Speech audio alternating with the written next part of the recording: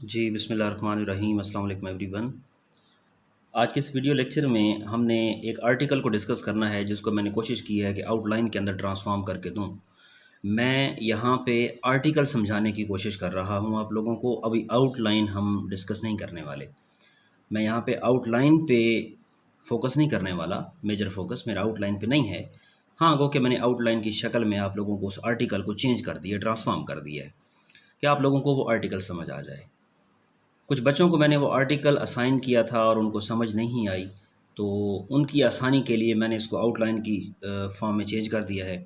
और आप लोगों को बता भी देता हूँ, एक मोस्ट इम्पॉर्टेंट टॉपिक है, हम बात करते हैं मलिहा लोधी का, ये है आर्टिकल। मैं आर्टिकल कोशिश करूँगा कि कमेंट सेक्शन के अंदर पिन कर दूँ, आप लोग उसको रीड कीजिएगा। मोस्ट इम्पॉर्टेंट आर्टिकल है फैक्टर बिहाइंड पाकिस्तान बैकवर्डनेस। बड़ी ज़बरदस्त चीज़ है। इसी का उल्टा 2024 में ऐसे आ गया था, पाथवेज टू पाकिस्तान प्रॉस्पेरिटी। देखें ना, इसी अगर आप इसी को उल्टा कर दें, उसने यहाँ बैकवर्डनेस के फैक्टर्स पूछे हैं, वहाँ उसने बताया कि रास्ते बताओ, ऐसे वेज बताओ कि पाकिस्तान की प्रॉस्पेरिटी हो, पाथवेज टुवर्ड्स पाकिस्तान प्रॉस्पेरिटी। ठीक हो गया।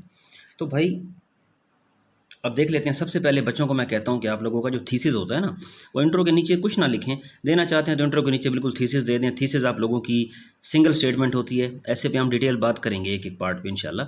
अभी मैं आप लोगों को बस गो थ्रू करवा रहा हूँ जल्दी से। थीसिस आप लोगों की सिंगल स्टेटमेंट होती है, कम्प्लेक्स कंपाउंड सेंटेंस होता है, टू दी पॉइंट होती है, जनरल होती है। थीसिस में आप लोगों का कोई स्पेसिफिक पॉइंट नहीं होना चाहिए। ठीक हो गया। थीसिस आप लोगों की जनरल होती है, एक ब्रॉड ओवरव्यू होता है। Pakistan has been facing numerous challenges since its inception, semicolon, therefore, comma. हाँ जी, जिन लोगों को सेंटेंस स्ट्रक्चर का पता है, नहीं पता तो ऐसे की प्लेलिस्ट खोल के सेंटेंस स्ट्रक्चर पहले कर लें आप लोग। सर्टन मेजर्स आर नीडिड, क्यों? In order to uplift Pakistan. ठीक हो गया, या in order to ensure prosperity. Second number पे आप लोग बताएंगे एक cursory glance at historical problems of Pakistan. अब हिस्टोरिकल प्रॉब्लम्स ऑफ पाकिस्तान कौन सी हैं? 1948 में death of visionary leadership Quaid Azam Mohammad Ali Jinnah, Indo Pak war at Kashmir point. ठीक हो गया, that pushed Pakistan towards the western alliance, जिसकी वजह से हमें वेस्टर्न अलायंस ज्वाइन करना पड़ गया। और उसके बाद अगर हम बात करें तो 1951 में हमारा जो है फर्स्ट हमारे पीएम 16 अक्टूबर 1951 लियाकत अली ख़ान असैसिनेट हो रहे हैं। 3 मेजर शॉक्स लगे हैं पाकिस्तान को, और एक फोर्थ बड़ा कि पाकिस्तान 9 साल इंडियन एक्ट 1935 पे चल रहा था, पाकिस्तान का कॉन्स्टिट्यूशन ही नहीं था। ये 4 चीज़ें बताने के बाद आप लोगों ने बताना है कि पाकिस्तान में मिलिट्री रूल रहा है, मिलिट्री जो है ना रूल रहा है पाकिस्तान के अंदर, और पाकिस्तान ने 3 मार्शल लॉज भी बर्दाश्त किए हैं। ठीक हो गया, एमरजेंसी भी थी। तो उसके बाद आप लोगों ने फैक्टर, अब हिस्टोरिकल आप लोगों ने एनालाइज कर दिया। ठीक है, छोटा सा पैराग्राफ आप लोगों ने लिखना है, हिस्टोरिकली आपने उसको बता देना है, सारी दास्तान नहीं खोल के बैठ जाना, बस टू दी पॉइंट आप लोगों ने लिखना है।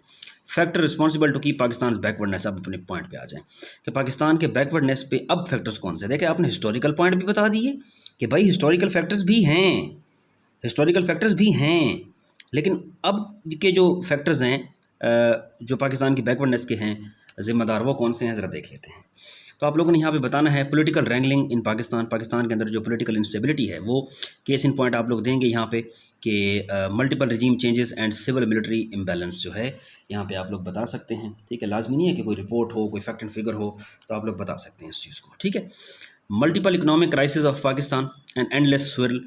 हो क्या रहा है कि पाकिस्तान जो है वो 24 टाइम्स IMF को अप्रोच कर चुका है for short term and long term loans. ठीक हो गया।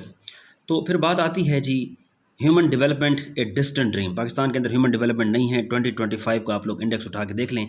अभी आप लोगों को मैंने करंट अफेयर के अंदर ये चीज़ कवर करवाई है कि ह्यूमन डेवलपमेंट के अंदर पाकिस्तान का जो रैंक है, अब ये आर्टिकल मेरे ख्याल में 24 का है, तो आप लोगों ने इसको अपडेट कर लेना है। इसके केस इन पॉइंट की बात करें तो आप कहेंगे UNDP के मुताबिक Pakistan rank 164 out of 193 countries. ठीक हो गया। अब ये तो था पाकिस्तान 164 नंबर पे। अब देखें पाकिस्तान की हालत 2025 में, मैंने करंट अफेयर में करवाया ना आप लोगों को, 193 में से पाकिस्तान 168 नंबर पे है ह्यूमन डेवलपमेंट में। Recent fact and figure stat है, अपडेट कर दें इस चीज़ को। ठीक हो गया। अगली बात करते हैं public health crisis and poverty. जब पॉवर्टी होगी, हेल्थ क्राइसिस होगा, लोग परफॉर्म कहाँ करेंगे? According to the human capital report यहाँ बताएं कि 40% of Pakistani children under 5 are stunted. Stunted growth है पाकिस्तान के अंदर। केस इन पॉइंट यहाँ पे बताएं, एक और दे दें यहाँ पे 2024 में Feb IMF placed Pakistan at 52nd in the list of poorest countries. तो देख लें इस चीज़ को।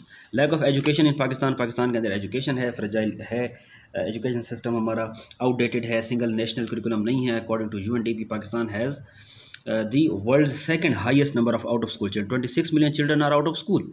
Half of the women population in Pakistan can not read and right.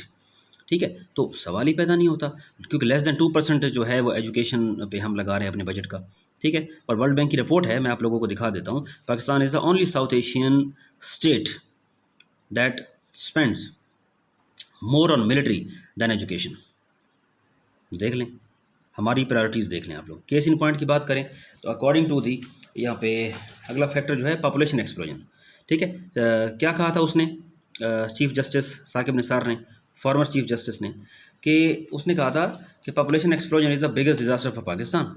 और पाकिस्तान की जो पॉपुलेशन है is expected to grow up to 245 million by 2025। बता दिए सारे फैक्टर्स, पॉपुलेशन का मसला है, एजुकेशन का मसला है, ह्यूमन डेवलपमेंट का मसला है, ठीक हो गया, पॉवर्टी का मसला है, ये सारी चीज़ें आप लोगों ने हाईलाइट कर दी। फिर मलिहा लोधी क्या कहती है, उन्हीं के मुताबिक आप लोगों ने अच्छा जो जो इश्यूज़ हैं ना, सिमेट्री मेंटेन रखनी है।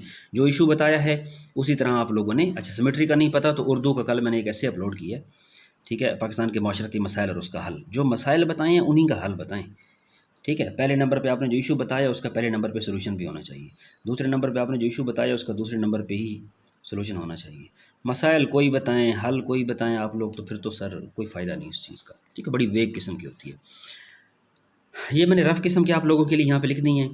तो सबसे पहले इंस्टीट्यूशन रिफॉर्म्स करें, ठीक है, और ये फॉर्मर जो हैं हमारे governor state bank of Pakistan doctor Ishrat Hussain, उन्होंने भी यही कहा था कि इंस्टीट्यूशनल रिफॉर्म्स करने की ज़रूरत है और प्रोफेशनलिज्म बेस्ड मेरिटोक्रेसी को लेके आएँ। Ensure economic stability by creating business conducive environment to attract foreign direct investment. भाई लॉ एंड ऑर्डर जब तक आप लोग नहीं लेके आएंगे, बिजनेस कंड्यूसिव एनवायरनमेंट नहीं करेंगे, आपके मुल्क में फॉरेन डायरेक्ट इन्वेस्टमेंट क्यों होगी?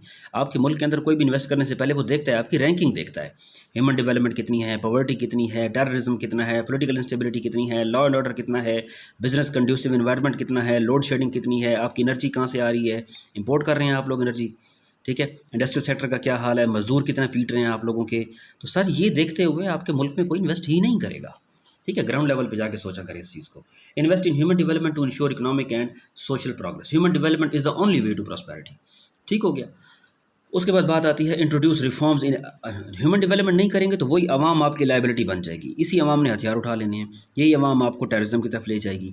यही अवाम जब पढ़ी लिखी नहीं होगी डेफिनेटली, तो ये अवाम जब आएगी गुर्बत में और भूख का शिकार होगी तो अवाम ने क्या करना है, एक्सट्रीमिज़म ही होगा, टेररिज्म ही होगा। ठीक है, अवाम ने हथियार उठाने हैं।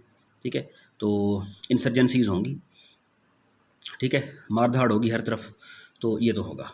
ठीक है, लॉ एंड ऑर्डर को फिर मेंटेन नहीं रख पाओगे आप लोग। तो ह्यूमन डेवलपमेंट चाइना ने क्या किया, लायबिलिटी से बचाने के लिए उनको रिसोर्स बना लिया।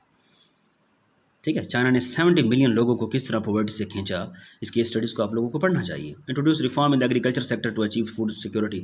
एग्रीकल्चर सेक्टर का हाल देख लें, हमने क्या किया, इनको लैंड देते नहीं हैं, हम सब्सिडीज़ देते नहीं हैं, हम जेनेटिकली मॉडिफाइड सीड्स इस्तेमाल करते नहीं हैं, हम मशीनरी देते नहीं हैं, लोन्स देते नहीं हैं। जितना उनका अखराजात होते हैं, किसान क्या कहते हैं कि वो हमारा प्रॉफिट तो दूर की बात, हमारा वो खर्चा ही नहीं निकल रहा, वो अखराजात ही नहीं निकल पाते हमारे, वो एक्सपेंसेस ही नहीं वापस आते जब हम फसलें काट के बेचते हैं। तो अब आप लोग देख लें किसानों के साथ क्या हो रहा है।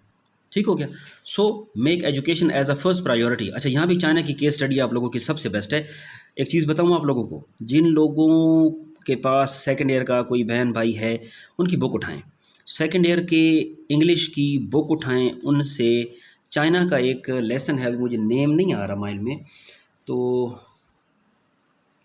वो लेसन है कि चाइना ने क्या किया, कि चाइना ने अपने जो उनके फार्मर्स हैं ना, सबसे पहले तो उनकी जो वुमेन कम्युनिटी है, जो औरतें हैं चाइना की, उनको जब वो मतलब एक पीरियड में होती हैं, जब ये उनका बर्थ का पीरियड होता है, तो जितना भी दौरानिया होता है उनको एक तो 6 माह की छुट्टी दी जाती है।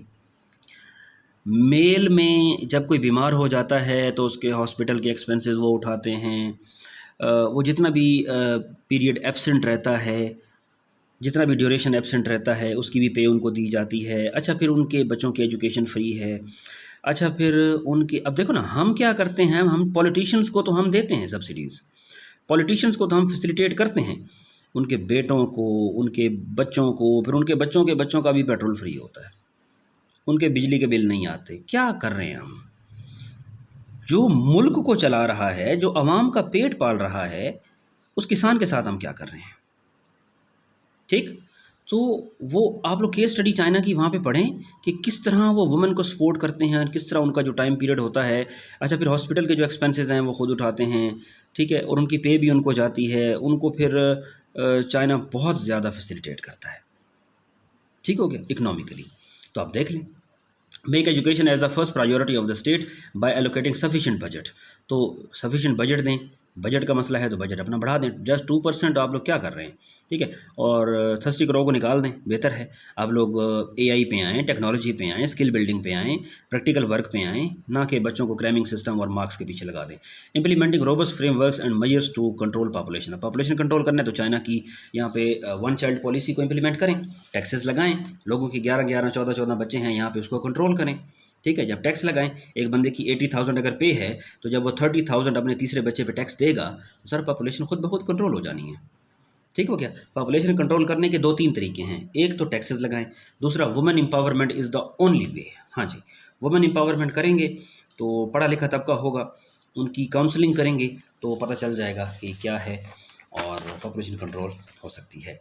ठीक है, और maintain law and order situation in a country to achieve social justice. Social justice के लिए नाम तो नहीं लेना चाहिए, लेकिन मैं आपको चले बता देता हूँ, बंदा ही ऐसा है।